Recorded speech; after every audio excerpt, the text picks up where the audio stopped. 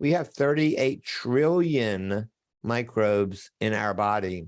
We only have 30 trillion human cells. We are more bacterial or microbial than we're human.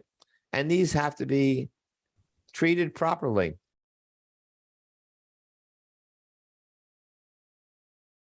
Welcome back to another episode of the Peak Performance Life podcast.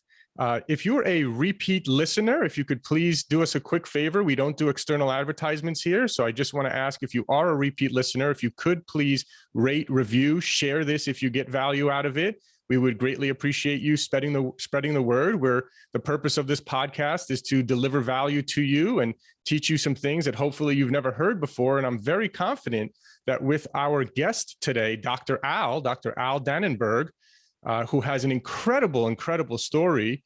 He's been a periodontist for 44 years, but he's also actually been dealing the last few years with cancer. And he's got an incredible story about why he believes he may have gotten the cancer, some unconventional cancer protocols, as well as some really interesting information here. So he's a wealth of knowledge. So Dr. Al, thank you so much for joining us.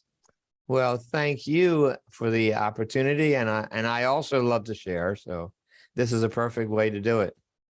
Great. Awesome. So yeah, I guess, why don't you give people a brief background about yourself, and kind of your health journey here and where you are now. Sure. So now I'm 75 years old.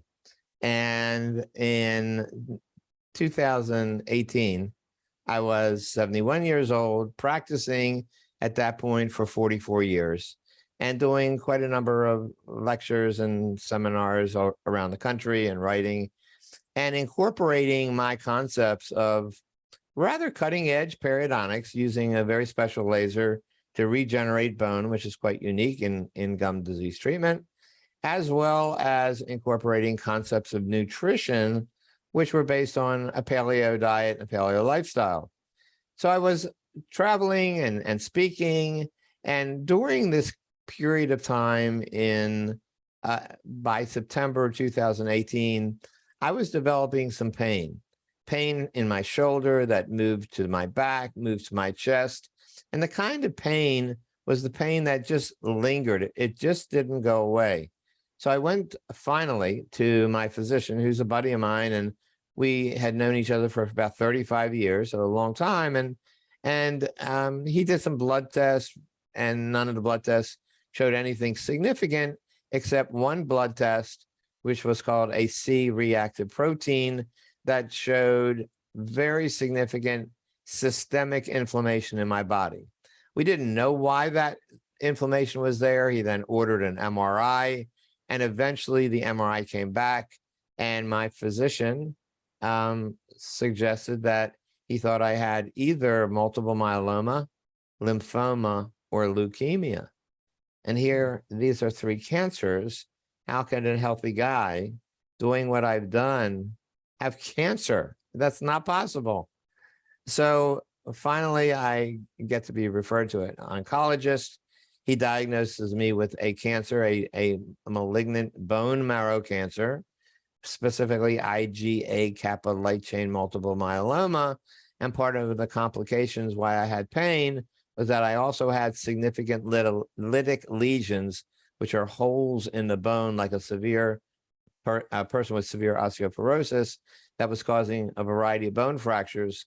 And at that moment, I had several rib fractures, a vertebral compression fracture, as well as a hairline fracture in my pelvis. And that was what was causing the pain that got me back to the doctor to start with. Anyhow, his diagnosis, unfortunately, it was an incurable cancer.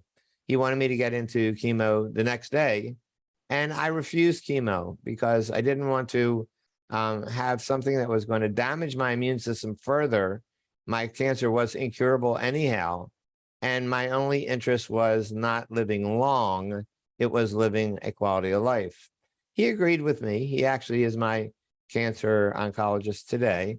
And so I embarked on an idea of I needed to do something to enhance my immune system in very natural ways. I had no idea that I was creating a cure for cancer, which I have not done. I only wanted to enhance my immune system so it could fight the fight that it was designed to fight. So I created what's now 11 unconventional cancer protocols, and I did extremely well. And so for another year, I was doing well. I knew my bones were fragile. I never was in remission, but the disease was never getting ahead of me either. And in September 2019, I am in my bathroom brushing and flossing my teeth, and I go to throw my dental floss into the trash can. I twist to my left to throw the dental floss away, and my right femur snaps in half. I crash to the floor. I break several more ribs. I break my right humerus in half, and it's a pretty serious situation. My wife comes in. She sees what's going on. She calls EMS. They take me to the hospital, and they repair my right femur as well, and nothing for my right humerus or my ribs. I am ready to die. I want to die. I know that I've lived longer than my original prognosis. I know that patients my age, when they just get a hip fracture, do very, very poorly and frequently die just several months later. So I am now placed into a hospice hospital to die. And this is September 2019. Interestingly, there's a hurricane that comes through Charleston at that time. It's threatening the hospital. The hospital is ordered to evacuate their patients. They don't know where to send me.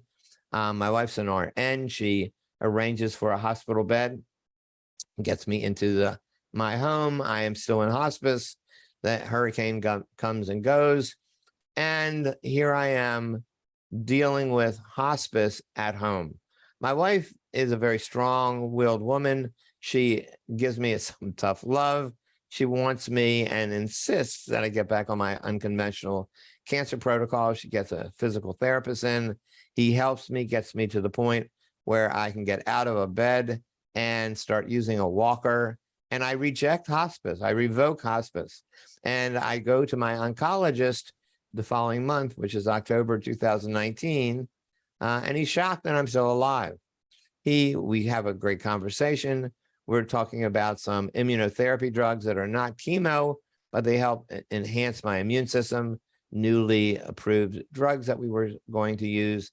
And I actually do quite well. And in May of 2020, I have a PET scan that shows no active cancer cells, which is fantastic. Although PET scans don't tell the whole story, they can look at moderate to large amounts of cancer. So basically, I am doing and was doing quite well. Along the way, I've had some severe setbacks, but here I am, almost 4 years later, basically thriving, never in remission, never have created any cure for chronic disease or cancer, but I have methods to support an immune system which will take care of the body so that it can heal as best as it can. And that's my story. Wow. Wow. That's incredible. So it was like they said 3 to 6 months or something like that. And here we are 4 years later. Right. September 2018, 3 to 6 months. Wow. Wow. Well, they made a mistake. Yeah, that's right. And I'm sure they do quite frequently. Actually, kind of a side note here. I don't want to get derailed too much, but I always wonder sometimes about I know doctors are trying to prepare people and prepare people's families by saying, you only have a certain amount of months left to live. But I always wonder, there's always exceptions to the rule. And sometimes when you tell someone that and they believe it, in your case, luckily you didn't take on that belief, right? You decided, you made your own decisions and did your own things. But I've always been, had mixed feelings about doctors telling people they only have so long to live, because if people believe it and they just give up, right? It's kind of an interesting situation there. Well, you bring up a very important point, and attitude has everything to do with healing. There are many documented papers, even books that have been written by physicians that have shown if you have a change in attitude, you can change your healing potential. It's not it's not a difficult concept. It's generally very frequently not understood, but it's not a difficult concept to understand. And that is, your attitude has a lot to do with biochemistry in your body and your body's ability to heal. You can almost talk yourself into or not into a healing mode. So you're absolutely correct. Yeah. I read a book many years ago called Changing Belief Systems with NLP. I'm actually certified in neuro-linguistic programming for many years. And Robert Dilts, the guy who wrote the book, was one of the first kind of students of NLP and did a lot of work around belief systems and placebos and things of that nature. And he tells a story of his mother being diagnosed with, I believe it was cancer as well. And the doctor wanted to say that she only had a certain amount to live. And he said, no, please don't tell her that. And instead he started working on her belief system and trying to encourage her and have her keep a positive attitude. And if I'm not mistaken in the story, he says she lives another 10 years or something like that. So it's kind of an interesting thing, I guess. Yeah, it's a really, really interesting thing. I've always had mixed feelings about that. I think if it was a loved one of mine, I don't think I'd want the doctor saying, I get it. On one hand, you want to prepare the people in the family, but on the other hand, people really trust doctors. If they really trust and believe the doctor, and the doctor says you have 1 month left, and they believe that and they change their attitude, like you said, I think it could be detrimental in that case. I know that there have been published studies on placebos, and placebos actually work because placebos are theoretically not medicine that you give to a person who thinks they are medicine, and it changes their belief system because they think they're injecting or digesting medicine, and they get better. And these published papers prove that placebos really do work. And it's because what you were just saying, it affects the entire neurological system that has a lot of control in the brain and creates a variety of healing chemicals in the body that do what they can do and enhances the immune system. So you're absolutely right. Yeah. No one should be told that they have 1 to 2 months to live. But when you are told that, you have to also have another attitude, and that is, well, I'm not going to accept that, and I'm going to do everything to change that. Absolutely. Great point. Yeah. So some people might be wondering, because you were practicing a pretty healthy lifestyle, you were a periodontist. So, assuming your gums in your mouth, which we could talk a little bit about that soon as well, just some basic pointers. Cause I know that, gum disease and periodontal disease can have a really major effect on many aspects of people's life and other diseases that they could be getting. But I think some people may be wondering, do you know why maybe you got the cancer, in the first place? Yeah. So I'm kind of a geeky guy. I like to get answers, although I may not be able to do anything about those answers that I get. It's nice to know the origin of issues. So I was doing some research after I was diagnosed and tried to figure out, look, I had this wonderful lifestyle, diet, health, eating lifestyle. Why and how could I get cancer? Well, I did find a paper published in 2012, I believe, from Brazil. And this was an observational study, meaning they just looked at data. It wasn't a controlled trial. And so what they noticed, or what they were seeking, was information about a male cohort, my age group, 65 to 75, male dentists in that age group, they found had a significantly higher prevalence to cancer, specifically multiple myeloma, than men that age that were not in the dental profession. And the reason for that, they didn't discuss in the article, but I went back thinking, what happened in my 4 years of dental training and 2 years of specialty training to be a periodontist? What happened in my life that was so different than the male population in my age group? And I found 2 things that I think could be causative. And that was, number one, I was surrounded in the dental clinic by low-dose ionizing radiation. These are dental x-ray machines. And my clinic was situated in such a way that for every 4 dental students, we shared 1 dental x-ray. So there are many dental x-rays on the floor of this clinic that were going on and off all the time. And we were not careful. We were not aware of the potential for radiation leakage, whatever the reason was. So I was walking back and forth in the clinic, very likely being exposed from different x-ray units that were going on and off for many, many years. In addition, we were placing mercury fillings into teeth. Mercury fillings are dental amalgams. They are silvery looking fillings, but it's not silver, it's free mercury that is used. And we played with the mercury when we mixed this amalgam to make it the material to put in the tooth. We literally played with the amalgam, the mercury in our hands. We threw excess mercury on the floor. These little silvery beads danced around the floor and eventually evaporated. The environment in the dental school, all across the country, every dental school, I'm sure, was highly toxic. Well, this free mercury that was floating in the air and penetrating my body like everybody else's, and the ionizing radiation could have affected 1 plasma cell in my body to become malignant. And that cell never killed itself off naturally by apoptosis. And my immune system didn't gobble it up in a natural way for whatever reason. And that 1 cell could have gone on to multiply, and eventually 4+ decades later gave me manifested as a diagnosis of multiple myeloma. So I think 1 or 2 of these toxic elements caused it, and there could have been others, but I think those 2 were unique to the dental student experience. And that's probably what happened to me. Yeah, it actually brings up 2 things. I've actually always been very concerned about these 2 things. You know, 1, the mercury fillings, which many of us got. I had mercury fillings myself. A few years ago, I actually got them removed, which you have to be very careful if you do get them removed. You have to really have someone who's trained in a very specific protocol, because there's been stories of people saying that removing mercury fillings without the proper protection and protocol could be even worse than leaving them in.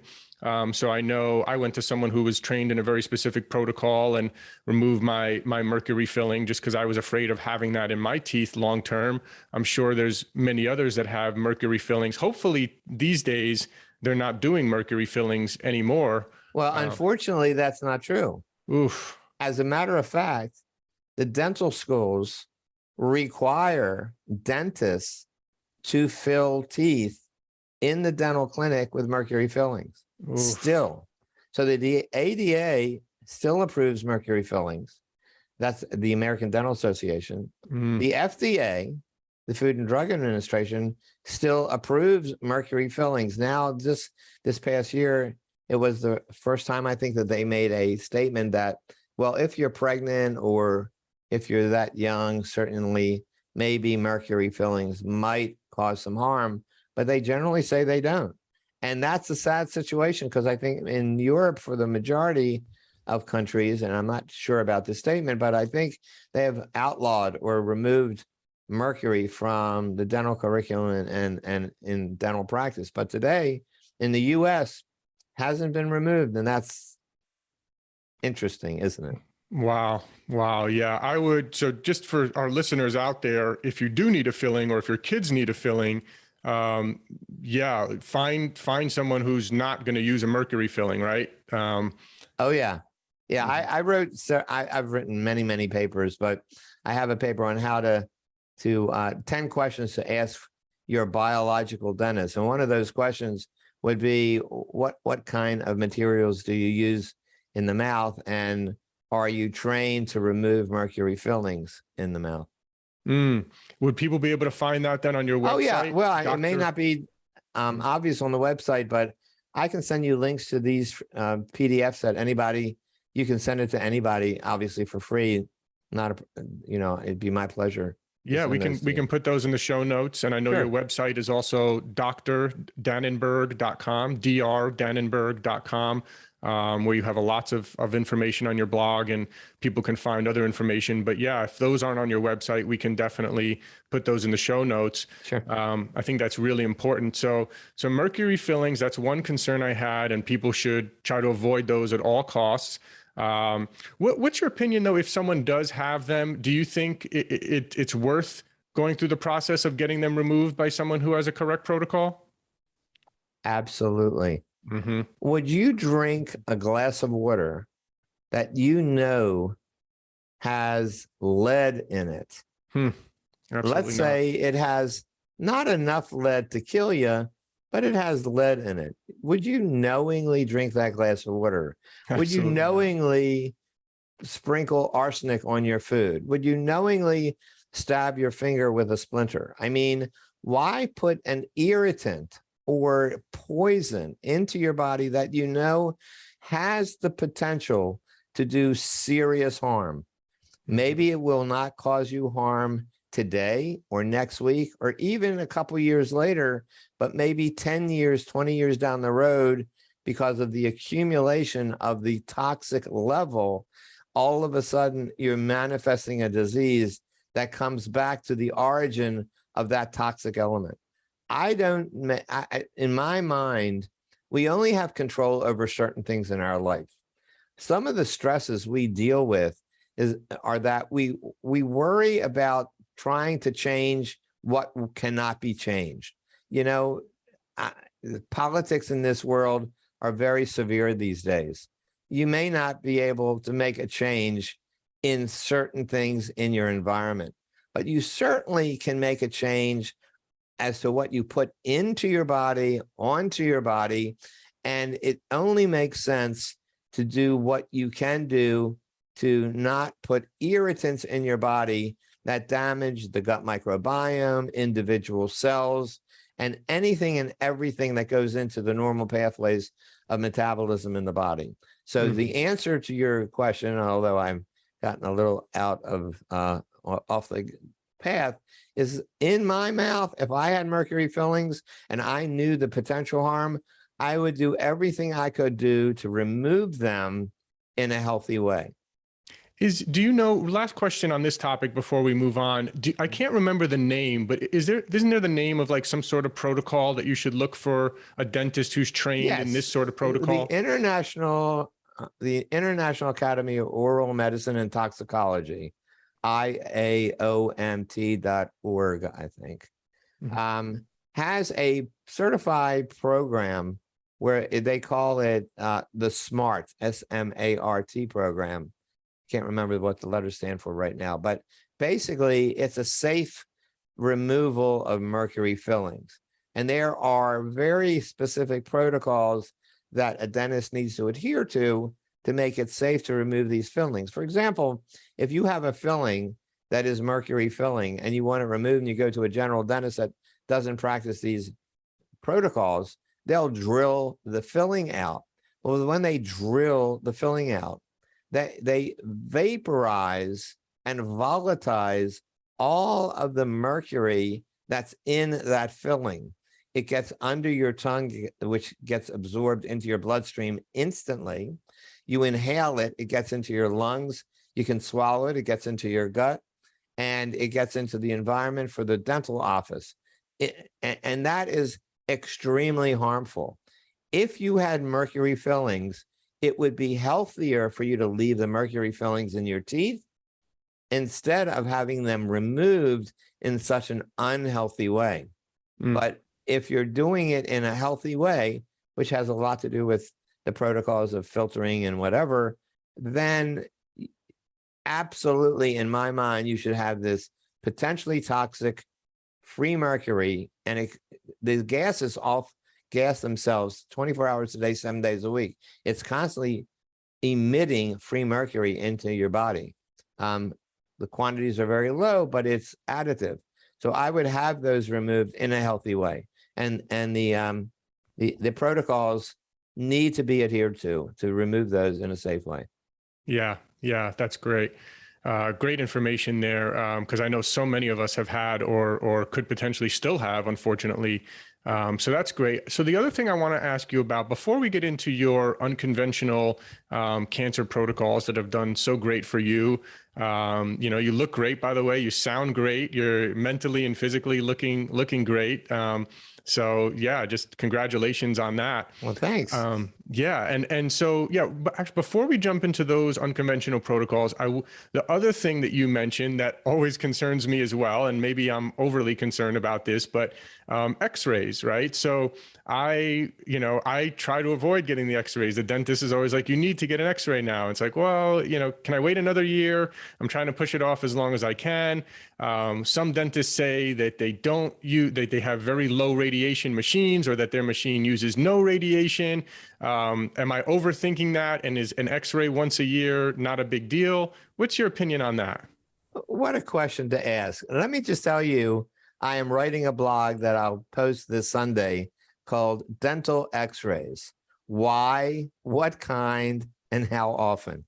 So obviously very, very, very pertinent right now. So let's talk about dental X-rays. They're very interesting. First of all, there is no dental X-ray that does not use radiation. So there are low dose ionizing radiation coming from an X-ray. But in reality, we're exposed to X-rays all the time. Radiation. We're exposed to radiation in our environment. If you go into an airplane, you're going to get radiation. I mean, if you use a Wi-Fi, there is radiation that's coming off. You and I are looking in screens that are emitting radiation and dirty electromagnetic fields all the time. So we have to understand what we can control and what we can't control and what is dangerous. Yes, X-rays, low dose ionizing radiation are dangerous and they accumulate. But let's say, for example, you had a car and it was making terrible sounds or doing something strange that concern you because of the safety of that clinking or whatever. So you wanted to go to the mechanic, and you go to the mechanic and he asks you a few questions. He says, pop open the hood and let me do some tests. And you say, oh no, I don't want you to go under the hood and do any tests. I just want you to tell me what's wrong. Well, a dentist can look in your mouth, but if they can't see what they can't see that is there, they will not be able to treat your mouth appropriately. So when you go to a dentist, X-rays are critical. X-rays need to be done because it makes visible what is invisible, and that is under the gum, in the jawbone. Many, many things can be lurking that can get much, much more serious and become life-threatening if it's not treated and diagnosed early on. So how many X-rays? Well, there are X-rays called bite wings, little X-rays that you bite on and you look at. The dentist looks at for decay. Many dentists do them twice a year. Those X-rays have insignificant amounts of radiation. A full mouth series of X-rays, meaning a series of X-rays, individual teeth throughout the mouth, all those series of X-rays is about equal to a 4-hour or so flight in an airplane. So would you be concerned and never go on an airplane anymore? Well, you may never go on an airplane anymore for other reasons, but not necessarily because it had the exposure of radiation that you would get from a full mouth series of X-rays.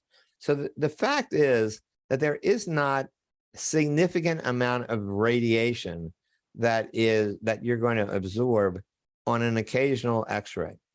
Obviously, you're not going to have X-rays done every week, and that would be an accumulating problem.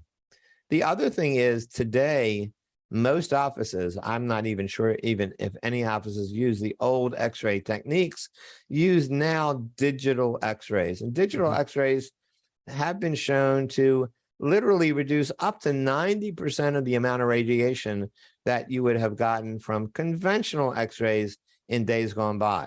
So you're not getting a lot of X-ray radiation, but that doesn't mean that you should have X-rays all the time. There are, for example, there are skeletal remains of one of the oldest Homo sapiens from 300,000 years ago. If you look at that jaw, it's a lower jaw, all 16 natural teeth are present. All 16 teeth have no decay. all the jawbone is active and healthy. There's no periodontal disease. The wear patterns on the teeth show that this person has had these teeth for many years. So that person must have been at least 25 to 35 years old or older when they died. No tooth decay, no periodontal disease. They didn't have x-rays to detect a tooth decay in their dental cave when they went for their fluoride treatments, obviously. None of this stuff was done in those days, obviously.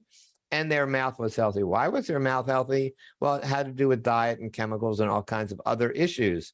My point is, if you have a healthy mouth, you have a healthy diet, you're not eating the foods that encourage tooth decay. You're not eating the foods that damage your gut microbiome. You have other, or you don't have other medical issues that you have to deal with that affect your overall health and immune system.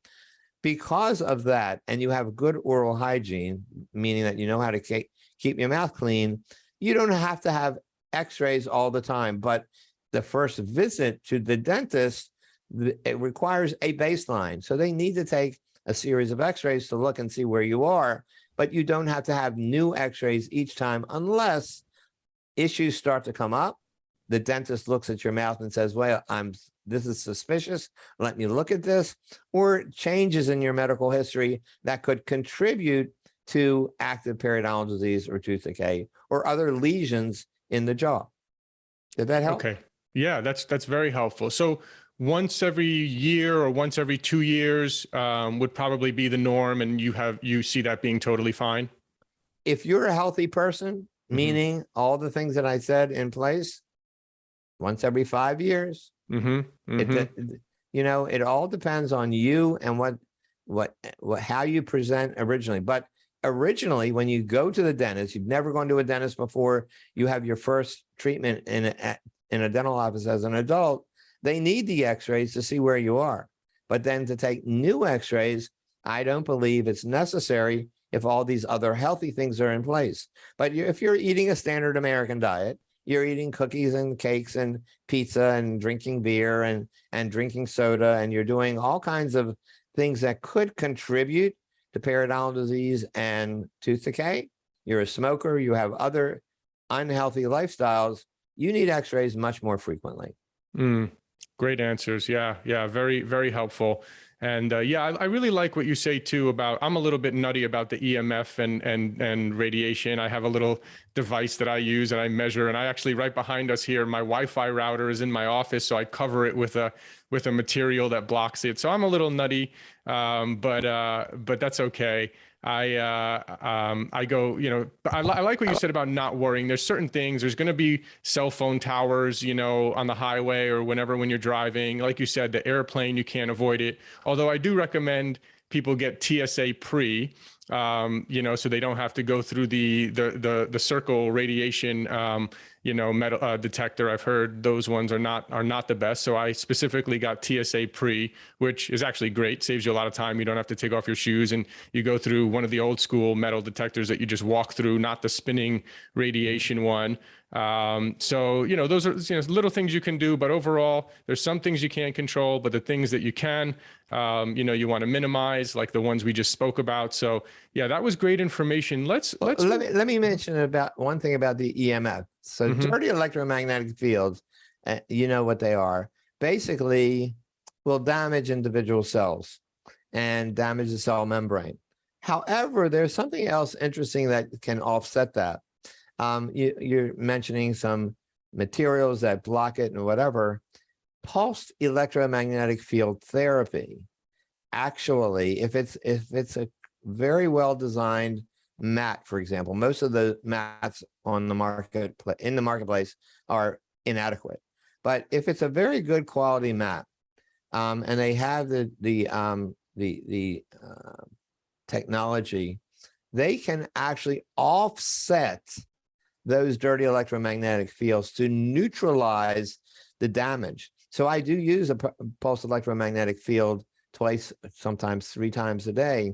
And any radiation that I'm exposed to, dirty electromagnetic fields or type of radiation, not ionizing, but any dirty electromagnetic fields that I am exposed to, I can neutralize the damaging effect on my body's cells by literally laying on this mat, and it will trigger a healthier frequency to, like I said, neutralize that damage. So I think that's something that I think a lot of people can include in their prophylactic methods of taking care of their health, and not be so concerned about using all kinds of blockages and filters around the house to remove the dirty electromagnetic fields that are there. Just know that you can neutralize them if you do that once a day. Yeah, I've also heard people say, and I'm a big fan of this as well, is, if you obviously go outside in the morning and get a little bit of sunlight, and I like to, take my shirt off if I can and get a little bit of sunlight early in the morning. And then also I like to stand barefoot in the grass in my backyard, right? And a lot of people say grounding through standing barefoot in the grass for, 15, 20 minutes even. And also at the same time, getting your morning sunlight at that same time, that can also help neutralize some of the effects some people have said as well. So yeah, this is great stuff. Let's get into some of your unconventional protocols here. I know you're not claiming, like you said, you're not claiming this is a cure to cancer or anything like that. You're just kind of sharing what's worked for you and what's helped you survive, going on 4+ years, hopefully soon, when they told you only had 3 to 6 months. Yeah. So what I have researched is not anecdotal. So I'm not interested in any and everybody claiming they have this cure and that cure, unless what they have said has been documented and has been proven to my satisfaction by other investigators. So I'm not, there are so many things that people claim, oh, this will do that and this will do this, and there's no science behind it, and no one has been able to replicate it, but they're promoting these products. I'm not into that. So, and they may work, but I'm not into that. So what I have done is looked at what goes into my body and what I need to prevent and avoid that goes into my body easily. First off, my diet, my way of eating is a critical factor in the nutrients that are bioavailable in my system, that will support my immune system and every other metabolic pathway that my body has. And that is, and this will blow a lot of people away, and that is an animal-based way of eating. Now, the science shows, if you look at our 2.5 million years of evolution, and certainly the last 300,000 years of our existence as Homo sapiens, the science shows archaeologically, physiologically, and a variety of other methods shows that human species have been omnivores, meaning they eat meat and plants, but they lean heavily towards animal-based products. Muscle meat is only one very small part of it. It's the organs, it's the animal fat, it's the bone marrow, it's the cartilage. Those are critical for our body to absorb nutrients. And it does not include these animal-based products.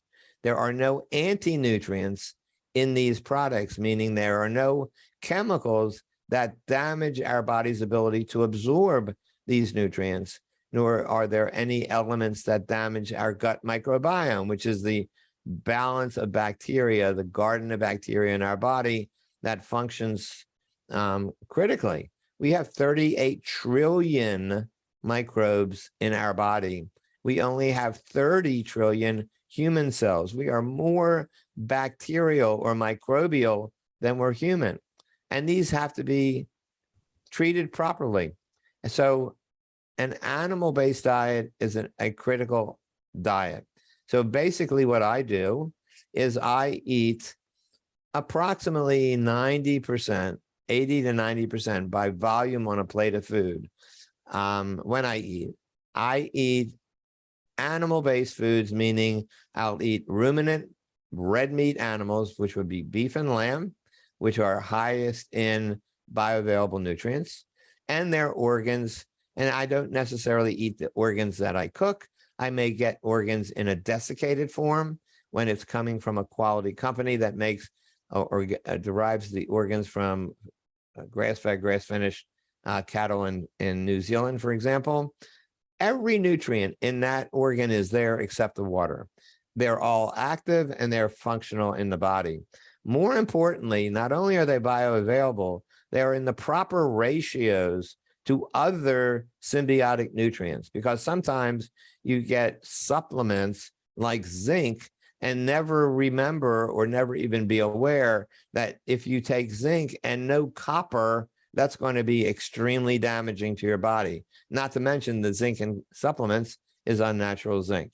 So you can get all these minerals and vitamins that you require as a human in these animal-based products. That's an important concept. So I do that. And the other 10% or so of my plate of food would consist of raw honey, which has amazingly beneficial factors, over 200 bioavailable chemicals. Actually, raw honey has been shown to improve cancer because it is anti-tumorigenic, which is interesting. Several medical papers show that. And even diabetics can benefit from raw honey. There are several papers about that, which is very interesting. So raw honey, and it doesn't cause tooth decay, by the way. Actually, you can brush your teeth with raw honey and do a great job, because raw honey actually reduces and kills off very pathogenic species of strep mutans and P. gingivalis, which are two bacteria that are significant in the progression of tooth decay and gum disease. Interesting. So I use raw honey, and I also eat some fruits. Some fruits, most of these fruits have no anti-nutrients. I do not eat any nuts, any seeds, or any vegetables, all of which are very high in phytates, oxalates, and lectins, which are damaging to the gut microbiome.